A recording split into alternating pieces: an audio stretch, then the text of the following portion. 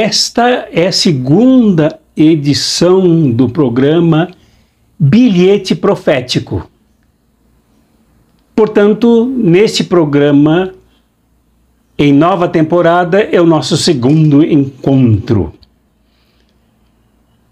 E hoje, seguindo a linha da definição de profeta, de profecia, de como denúncia e como anúncio, como fizemos na primeira edição, cujo vídeo está aqui no canal Cartas Proféticas. Espero que vocês vejam, quem não viu ainda, e compartilhem. Eu acho que vale a pena, inclusive, para desmascararmos muitas mentiras sobre o que seja profeta, o que seja profecia, o que seja exercício da profecia, prática profética. E nesta segunda edição, refletiremos sobre uma metáfora grandiosa do profeta Ezequiel, que está no capítulo 37, praticamente todo o capítulo do versículo 1 ao versículo 28, mas a parte principal vai até o versículo 14, que vale a pena consultar, que vale a pena ler. É a metáfora, é a parábola do Vale dos Ossos Secos. Muita gente, muitas pessoas de vocês conhecem esta parábola, que se refere a uma fase vivida pelo povo de Israel há mais ou menos 600 anos antes de Cristo.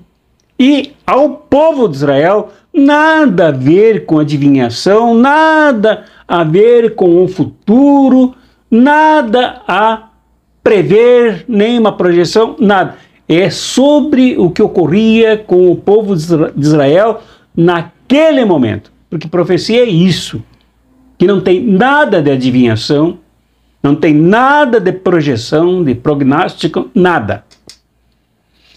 Então, ao contar esta parábola, o profeta quis mostrar, e mostra no seu livro, Ezequiel, a situação em que estava o povo de Israel. E qual era a situação? De exílio, capturado, preso na Babilônia. E lá ficou por mais ou menos, porque o tempo passado nem sempre é tão preciso, mais ou menos entre 50 e 100 anos. E como eu disse, repito, foi violenta e humilhantemente escravizado.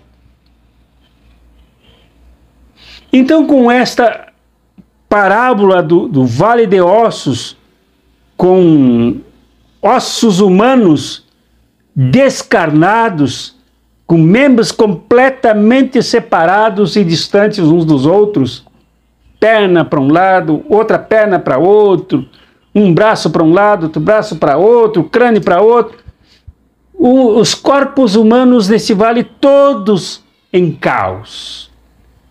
O profeta quis mostrar algumas verdades. E estas verdades, sim, nós podemos recolher para nós e aplicar no nosso tempo. Isto sim. Uma das verdades é sobre a causa que ocasionou tudo isso, que o profeta chama de pecados do povo. E pecado aqui não tem nenhuma relação com moralismo, nenhuma relação com moralidade, dessas que se dizem por aí, em certos ambientes cristãos, apontando o dedo em juízo contra as pessoas. Pecado aqui, o conceito é claríssimo ao longo do capítulo, é a negação do êxodo, da construção da libertação do povo na saída do Egito e na sua configuração legal nos 10 mandamentos. Isto tudo foi negado pelo próprio povo, e o povo então se fragilizou, se dividiu internamente entre Israel e Judá. E esta divisão pecaminosa, isto é, de quem negou o êxodo, que era unidade, que era avanço, que era educação, que era libertação, fez com que o povo se fragilizasse e fizesse tudo o contrário do que construíra até ali. Esta é a causa. O pecado que nega os grandes atos do êxodo, tanto de Deus quanto do próprio povo.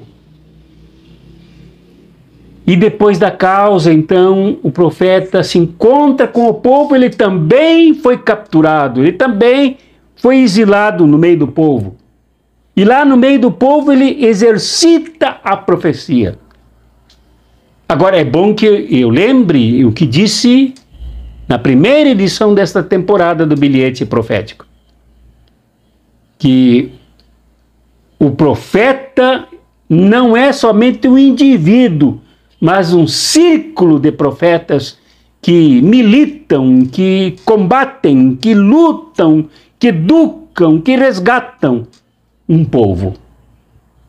E isso é o que fez Ezequiel entre o povo vassalo, escravo e humilhado na Babilônia. E o que o profeta procurava ensinar juntamente com seus discípulos espalhados entre o povo, trabalhando como povo, como escravo, na condição em que vivia o povo? Uma delas, a necessidade da unidade. Baixar a guarda de uns e dizer, não, nós somos da Judeia, nós somos judeus. Outros dizerem, não, nós somos descendentes de Jacó, somos Israel. Não, isso não era importante, ensinou o profeta. Isto divide. Esses orgulhos, cada um puxando a brasa para o seu assado, cada um se achando mais importante do que o outro, divide, fracciona. E na divisão, o inimigo externo vem, humilha, sequestra e transforma em escravo. Nós sabemos o que aconteceu no Brasil com a divisão do povo brasileiro.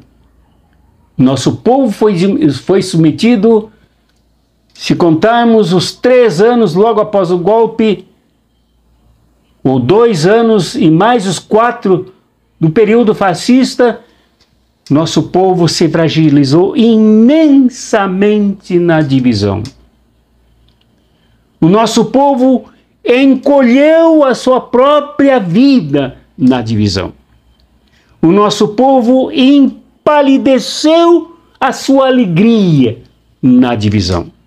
O nosso povo deixou de produzir porque perdeu emprego e perdeu a felicidade de participar da construção do país durante esse período na divisão. Então o profeta aponta lá no meio, em plena captura do exílio, que era preciso reconstruir a aliança que une, que unifica, que aproxima, que reforça o próprio povo. É uma lição que nós precisamos aprender com o profeta Ezequiel.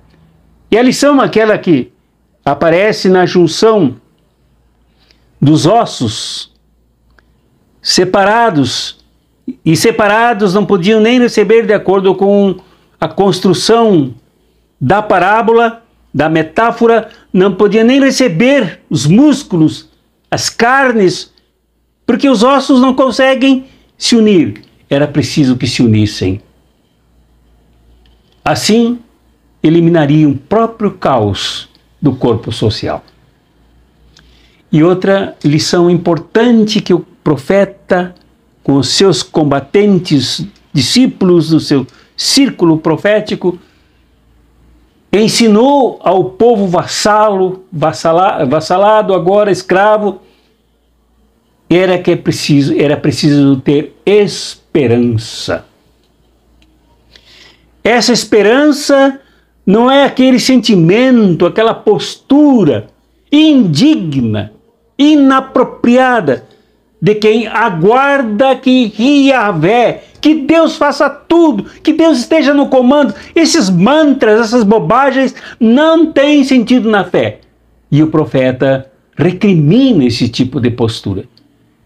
Esperar não é aguardar que Deus venha e faça tudo por nós. A esperança que o profeta propõe é exatamente a de que se volte a ouvir o Êxodo, se volte a valorizar a riqueza não legalista, mas a riqueza proposta pelo decálogo, pelos mandamentos que ensinam a amar a Deus sobre todas as coisas, amar ao próximo como a nós mesmos, e assim por diante, nos unirmos. É ali que a esperança encontra caminho. É ali que os membros todos se unificam. É ali que se elimina o caos.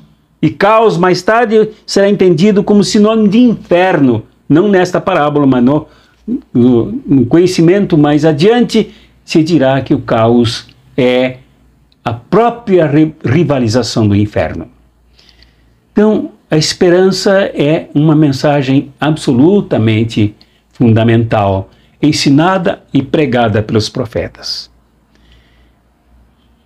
Mas é bom que se afirme, tomando esse princípio para nós, que é preciso que nós reconstruamos a esperança em nós mesmos.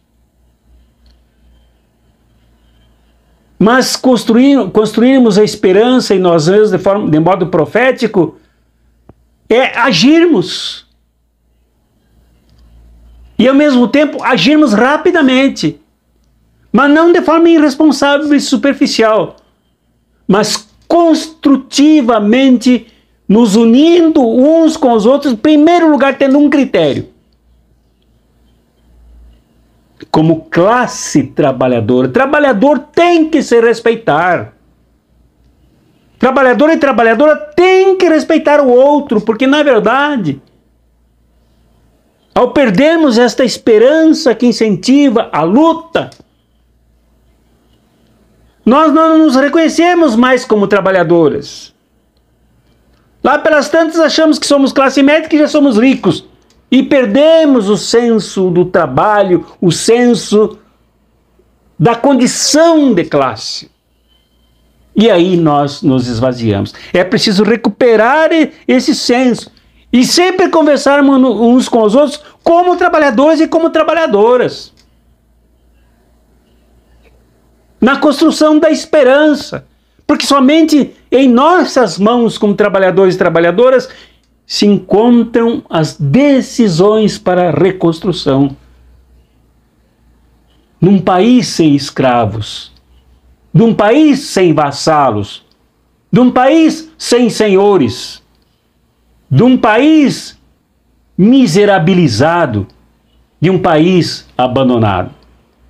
Ora, se Israel foi todo sequestrado para a Babilônia, no nosso caso, nós fomos sequestrados dentro do nosso próprio país. E isto não é basófia. Isso não é material de conversa, de programa. Isto realmente aconteceu e nós ainda vivemos os restos disto. O profeta ouve a mensagem da profecia como vinda do próprio Deus, que pede a ele que sopre sobre os corpos, sobre os ossos. E sob esse sopro, os ossos haveriam de recuperar tendões, nervos, músculos, emendar os membros separados e divididos. Este sopro é chamado de Espírito. E este Espírito é o sentido da criação, o próprio Deus, deu o primeiro sopro no ser humano para que ele vivesse, a chamada Ruá, o sopro da criação, o sopro da vitalidade, o sopro da vida, o sopro que humaniza, o sopro que insufla esperança. Mas é preciso que o profeta sopre. É preciso que nós profeticamente nos sopremos uns nos outros para construirmos esta esperança sob este sopro, para nos revitalizarmos, nos revigorarmos, fazermos reverdecer esta esperança, mas de forma ativa, combativa, militante, nos unindo. É a vez dos trabalhadores e trabalhadoras agora. E a única via por onde podemos passar para reconstruir o Brasil é a que anda por entre os caminhos difíceis, pedregosos dos trabalhadores e trabalhadoras. Pois vejam que isso tem correspondência com a própria parábola aqui do Vale de Ossos. O que eram os israelitas na Babilônia, senão vassalos, escravos, isto é, trabalhadores reduzidos à condição de exploração da sua força de trabalho, sem recompensa, sem pagamento, sem direito, sem nada. E ainda um povo obrigado a negar a sua fé no Deus do Êxodo, no Deus libertador, no Deus da caminhada em direção à terra prometida, e crer em outros deuses que favoreciam a escravatura, que favoreciam a opressão, que favoreciam o empobrecimento, inclusive das consciências das pessoas. Então, este sopro, ele tem que revitalizar em nós este ânimo de nos soprarmos em nós mesmos esta esperança, a começar por essa condição de classe trabalhadora. Trabalhador não tem que se desrespeitar, não tem que incentivar nem por brincadeira, nem por piada, a divisão no outro, as convicções do outro. Se elas forem injustas, se elas forem muito mais a favor da vassalagem, da escravidão, mesmo assim esse trabalhador merece respeito e merece ser trabalhado para que se liberte e venha sob um novo sopro para fazer esse novo corpo revigorado, soprado com uma nova vida, para voltarmos à nossa condição de terra prometida, de terra ricamente compartilhada entre todos e todas, para que nos sintamos realmente gente digna.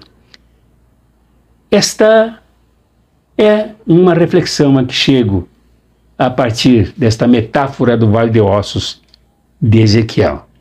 Riquíssima, dita para 600 anos antes de Cristo,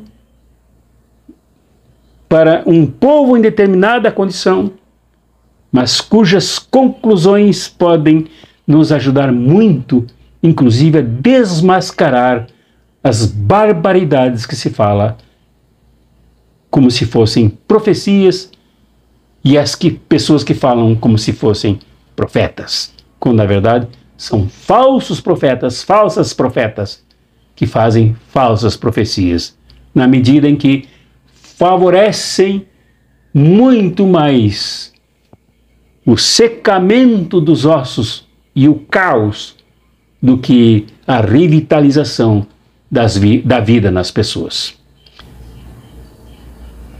Abraços proféticos e revolucionários.